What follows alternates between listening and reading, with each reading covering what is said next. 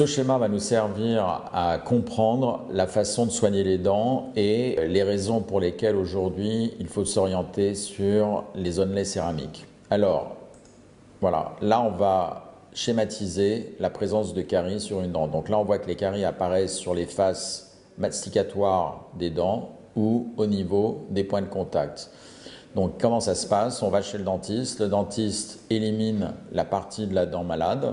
Donc à ce stade, la dent est soignée et évidemment le patient ne va pas sortir de chez le dentiste avec des cavités dans les dents. Donc qu'est-ce qu'il va falloir faire? Il va falloir obturer ces cavités.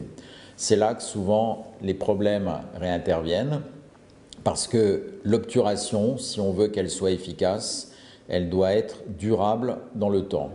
Et il faut absolument également faire en sorte que les dents restent vivantes. Donc aujourd'hui, la première possibilité, la solution la plus classique, est de faire ce qu'on appelle un amalgame ou un plombage. Le problème des plombages, c'est l'étanchéité. Une majorité de patients se font soigner avec des plombages et l'expérience nous montre que dans la majorité des cas, à nouveau, des problèmes apparaissent. La raison est simple, c'est que l'amalgame ou le plombage ne dure pas dans le temps pour une raison évidente, c'est que entre le métal du plombage et la dent, on a ici un joint qui lui n'est jamais étanche.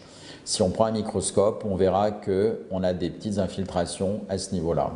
Le plombage entraîne également d'autres désagréments. Lorsque l'on mange, par exemple, on peut avoir un goût de papier métallique dans la bouche ou lorsqu'on porte une fourchette dans sa bouche, parfois on peut ressentir une petite douleur au contact, ce qu'on appelle le bimétallisme, c'est-à-dire qu'il y a un effet de pile qui apparaît dans la bouche. Et ça nous montre également que ce matériau n'est pas neutre. Donc, si on ne veut pas soigner avec un plombage, qu'est-ce qu'on fait? D'abord, on va l'enlever, ou alors, de toute façon, on ne va pas l'utiliser. La deuxième possibilité, c'est de mettre de la résine. L'avantage de la résine, c'est sa coloration qui se rapproche de la dent naturelle. Le problème de la résine, c'est également son étanchéité. Lorsqu'elle est mise en place, elle est étanche, mais le problème, c'est qu'elle vieillit très très mal dans le temps.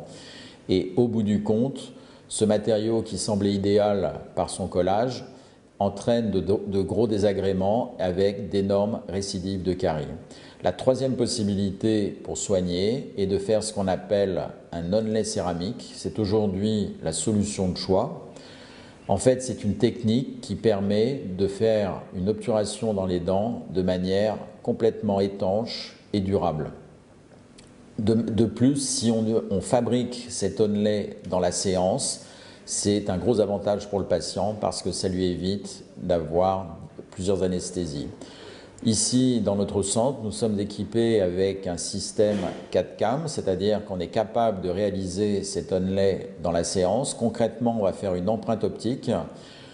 On va récupérer l'image de la dent sur un écran informatique.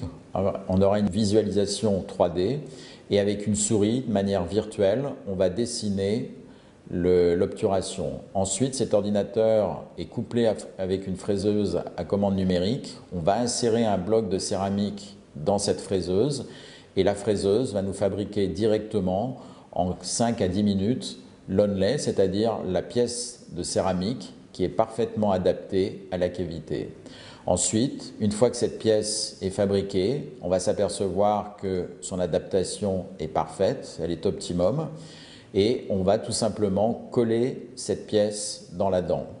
Les avantages sont multiples. Le premier avantage, ça va être l'étanchéité, c'est-à-dire qu'avec cette technique, on est capable de réaliser un joint complètement étanche. On va éviter les récidives et les infiltrations. C'est une méthode qui va nous permettre d'avoir une excellente pérennité dans le temps.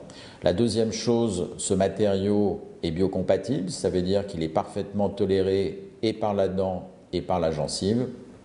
La troisième chose, le matériau est esthétique, c'est-à-dire qu'une fois que c'est mis en place, on retrouve l'architecture esthétique d'une dent classique.